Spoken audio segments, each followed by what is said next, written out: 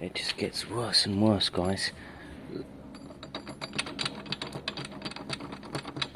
This nut, look, I haven't touched it, look.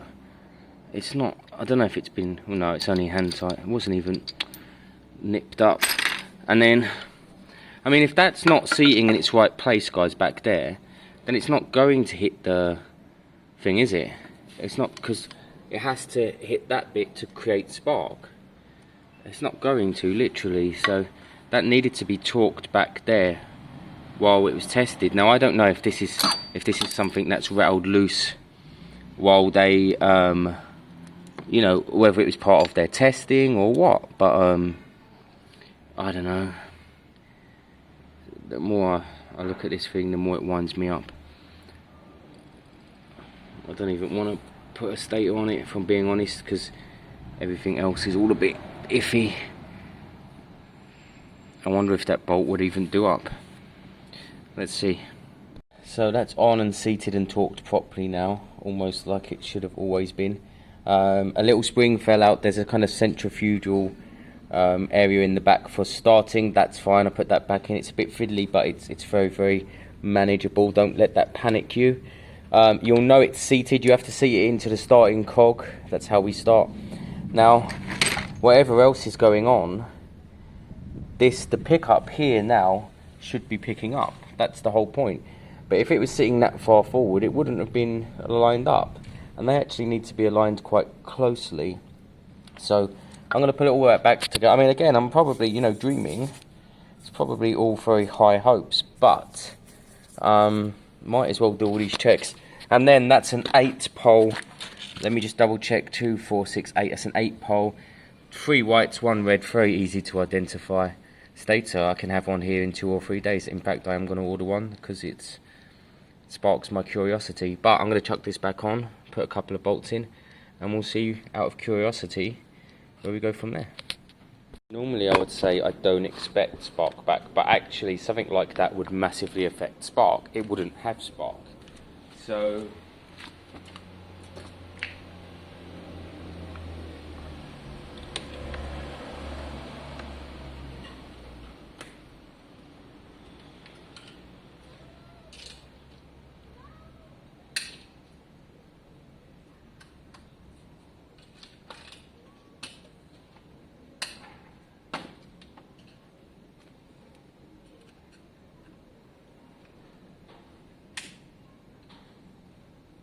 still pressing the horn. So side stand and cut off are the 2 things we need to consider. We need to try all variations. 1 undone, 1 done, and the opposite. Blah, blah, blah. Coil is hooked up.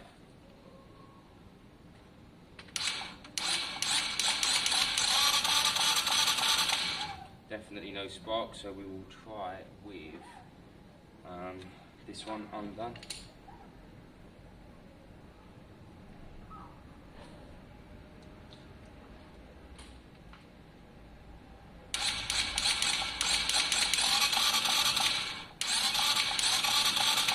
Yeah, I mean, I would feel it, wouldn't I? Let's try with them both undone.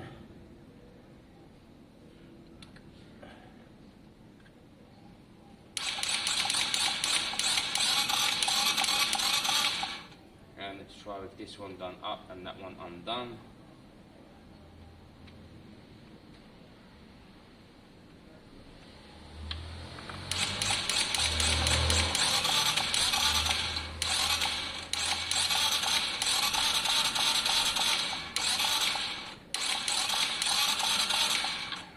So there are definitely no spark.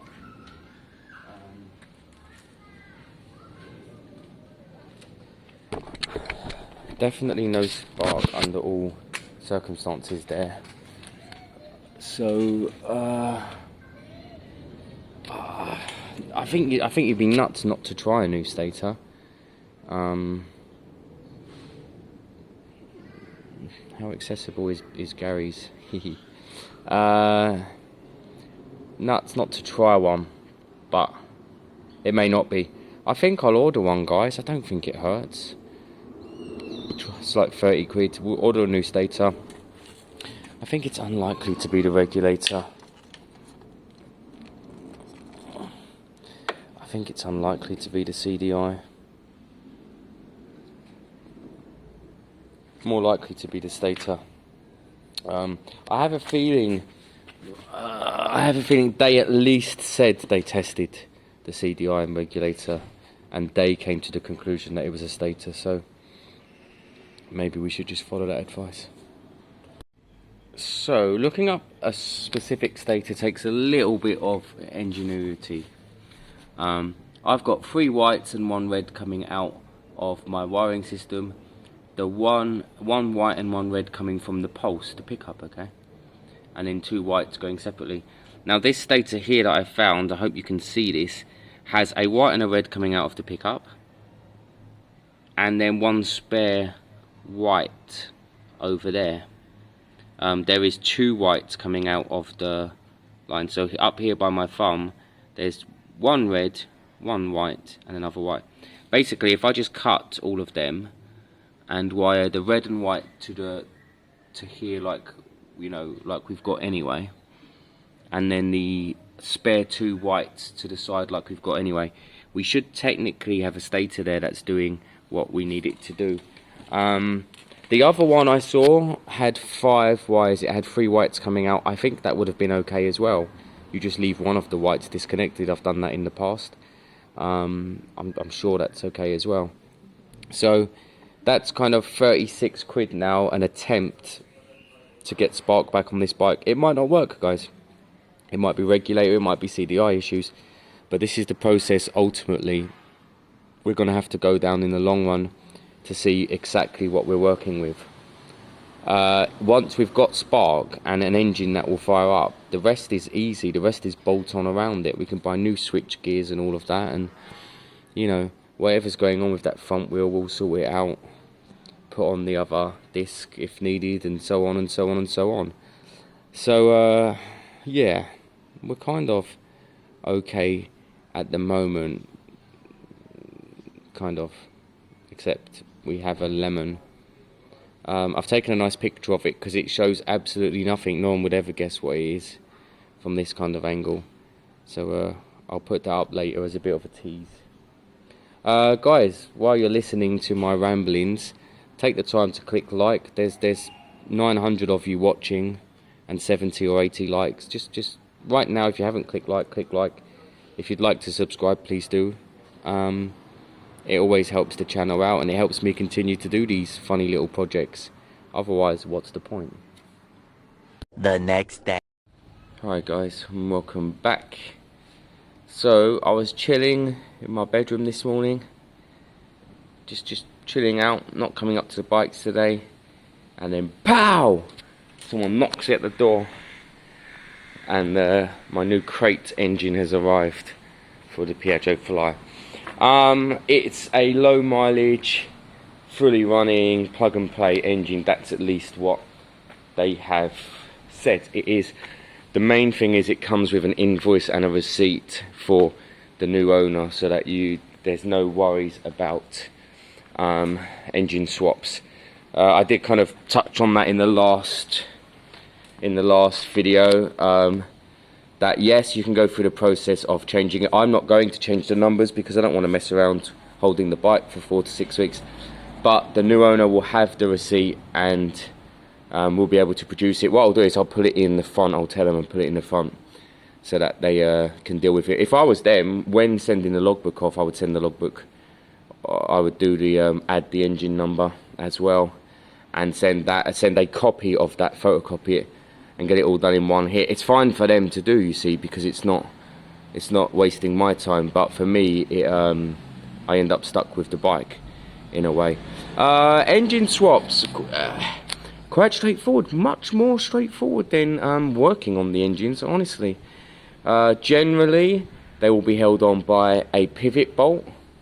On rare occasions, it will be 2. It'll be on a moped, it'll be a high or a low, and that's how you know if all Piaggio engines will mount to each other, a high or a low. These are low pivot bolt engines. and then it's actually just the shock. So you'll have a pivot bolt down there, and you'll have the shock up there. Once you've undone them, you'll be unplugging any wiring that's still coming across from the original bike. That'll be the throttle cable, possibly something to do with the choke, possibly the rear back brake, because that'll be down on the drum. And basically, you just do it gently, guys. Just remember where the earths are. I mean, I can see a wire here coming from the engine to up here. So look, you just kind of methodically undo it. So I know I'll need to undo that and undo that for it to be able to literally pull out in the end. Some wires are attached to themselves, as into the engine, so you don't need to worry about that. But otherwise, you know, everything else is it's fairly straightforward. The pivot bolt on here will be down here, depending on what the new engine comes with, because there's always one at the front. There'll be one there or one there, because that's an engine bracket, you see. So depending on what kind of bracket the new engine has, that's what we'll be looking for. We'll reuse that one if needed. There's no issue there at all. Just to show you then, this bolt here, very straightforward. If you don't mind this shock, if the other one's cleaner, I'll use it. If you don't mind this shock, just unbolt it from here, slot the other one in. If the other one has a shock and it's better, then you will unbolt it from up here and drop it down. It's all fairly straightforward stuff, I promise you. But do consider stuff like this. Look, the air tube is attached to the bike. That needs to come out the way. Anything. What you'll find is you'll undo the engine and you'll pull it back and it will kind of fall over. The whole bike will kind of technically fall over because it doesn't have its support anymore, because the stands on the engines on these. And then you'll see what's hanging loose of it. But I'm going to try and get as much as I can before pulling the engine properly. So, to slightly backtrack on my easy comment earlier, there are some slight differences between the engines, which is annoying, but not the end of the world yet. Hopefully the wiring is all the same, but this is a drum model, no disc, and this is a disc model. So even if we get this engine on today, we're not going to be able to rear brake it, because we don't have the setup. We would need to buy the left brake, the left lever, the hydraulic lever, and then we'd need a line that runs all the way along and up. So the original line will work, not this one, because I think they've just cut it.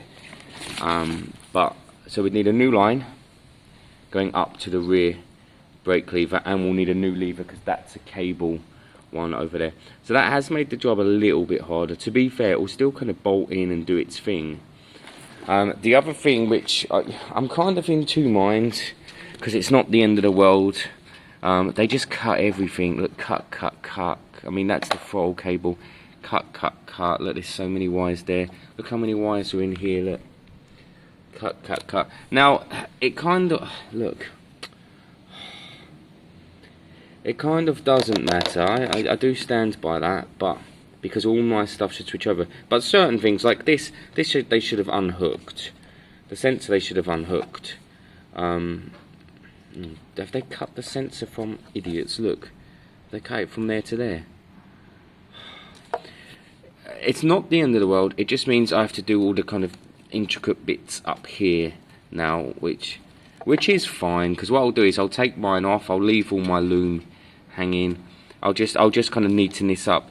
It gets a bit more difficult kind of up here on the CDI and stuff, because we have to mess with that a bit, but again, not a huge issue.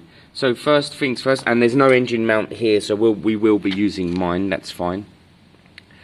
So the main thing here is I'm going to get it over and just double check the connections. I can see what connection this is. It's 4-pin on this side. So we should have a 4-pin somewhere, although annoyingly maybe we here you go. Yeah, there you go. Look, it's the exhaust one, and it comes up here. Yeah, and it goes to there. Okay, so we do appear to have what we need. I think first things first, let's get this off and let's move it out the way, and then we'll see what's next from there. That is the main bulk of the engine. It's not like you could switch the rear, guys, so that is the actual engine, so we have to work with it. So this might come to bite me in the arse later. Where are the colours from the exhaust? Right here. So it is, so we've got purple, so purple goes to the black with green, white goes to the blue with red stripe, where's it gone, grey goes to the blue with black stripe, and then of course we have black goes to the green with blue stripe. That's for my reference, and that's the exhaust